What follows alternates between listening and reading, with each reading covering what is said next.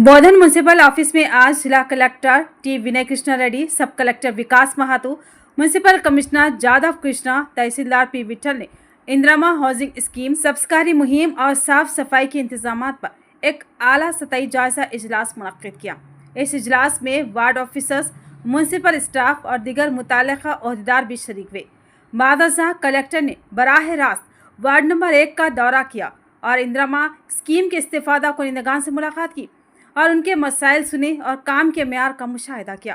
इस मौके पर आम आदमी पार्टी के सीनियर लीडर जुनैद अहमद खलील भी मौजूद थे, जिन्होंने अवामी मसाइल पर एक तहरीरी याददाश्त पेश करते हुए चंद अहम नुकात की निशानदही की।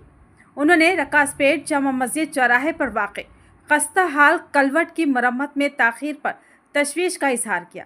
बताया कि इस जगह पानी की निकासी न होने के बाइस नमाजियों, बच्चों और मुकामी अवाम को शदीद मुश्किलात दरपेश हो रही है।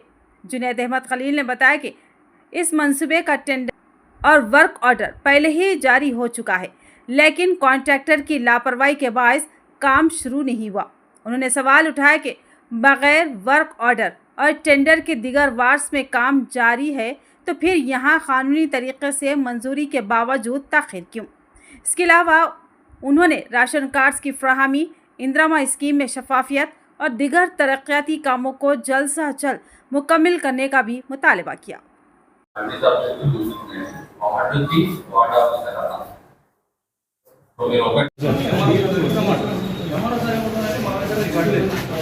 రికార్డ్ లేనప్పుడు పాత కమిషనర్ 450, 500 అసెస్మెంట్ ఇష్యూ చేసి క్యాన్సిల్ చేసి పోయింది. అందరూ 500 అసెస్మెంట్ క్యాన్సిల్ అయింది. మరి వాళ్ళు కూడా ఇబ్బంది పడుతున్నారు. మరి వాళ్ళకి పట్టా డూప్లికేట్ ఉందా లేదా తెలియకుండా వాళ్ళకి ఇందులో మీరు రికార్డ్ చేస్తున్నారు.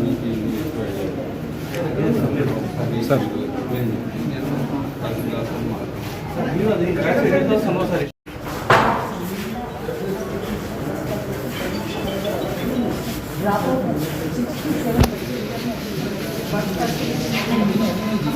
आप सबके के साथ हम सबके के साथ के साथ लेकर हमें गाड़ी लेकर कुछ रिस्पॉन्सिबिलिटी आपको हम लेकर दे रहे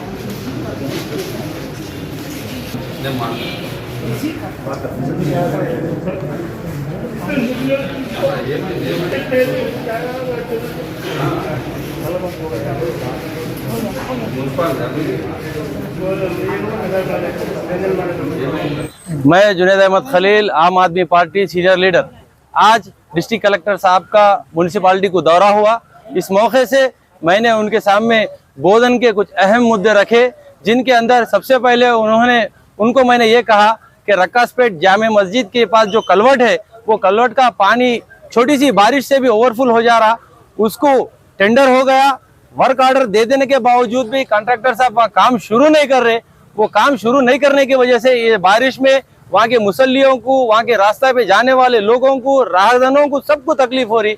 मैं वो काम फौरी चालू कराने की गुजारिश करा। दूसरी अहम मुद्दे मैं इंदिरा इल्लू के ताल्लुक से कलेक्टर साहब को बोला कि वार्ड नंबर 1 के अंदर कई लोग गुज़िश्ता 2 सालों से असेसमेंट कराने के वास्ते अपने पट्टे लेके फिर रहे, मगर म्यूनसिपालिटी वो लोगों को असेसमेंट करके नहीं दे रही। और यहाँ पे जो साबिका कमिश्नर साहब थे, उन्हें जाते जाते एक 500 से 600 असेसमेंट कैंसिल करके चले गए। लोगों के ऑलरेडी असेसमेंट नंबर डिलीट करके चले गए, उसके अंदर जेन्युइन लोगों के भी डिलीट हो गए। वो लोग भी फिर रहे इनके पास कि हमारा जो असेसमेंट नंबर हमारे को दो, हमारा डोर नंबर हमारे को अलर्ट करो। बोलते म्यूनसिपालिटी का कहना है कि हमारे पास रिकॉर्ड नहीं है, एमआरओ ऑफिस से रिकॉर्ड लेके आओ। जब एमआरओ ऑफिस को जाके रिकॉर्ड दो बोल रहे, एमआरओ ऑफिस का रिकॉर्ड नहीं है। तो मैं सवाल उठाया कि इंदिरा इल्लू जब वहां पे दे रहे, तो वो पट्टे को कैसा इंक्वायरी करके दे रहे आप? अलॉटमेंट जो हो रहा, फिर उसको कौन इंक्वायरी करे कि जेन्युइन है नहीं है। सो फिर जब आप असेसमेंट देने के वास्ते आपके पास रिकॉर्ड नहीं है, तो इंदिरा इल्लू अलॉटमेंट करने के वास्ते रिकॉर्ड कहां से आया? मैं बोल रहा हूँ वहां के लोग पूरे गरीब है, सबको अलॉटमेंट करो, वहां के लोगों को सबके असेसमेंट दो, वहां के काम पहले फुर्सत में मसला हल करो। तीसरा मुद्दा मैं ये बोला कि यहाँ पे जो इंजीनियरिंग सेक्शन है या बोधन के अंदर जो काम के मामले में परेशानियां हो रहे, जो लोपालोपी हो रही है, उसके ऊपर भी मैं जो है ना कलेक्टर साहब को अपने तहरीरी याददाश्त में उनको दिया हो। अगर उस पर काम नहीं होगा तो आने वाले दिनों में मैं ENC चीफ हैदराबाद जा रहा हूँ। अगर वहां भी काम नहीं हुआ तो ये लोगों पर लीगल एक्शन लेता हूँ। जय हिंद, जय आम आदमी।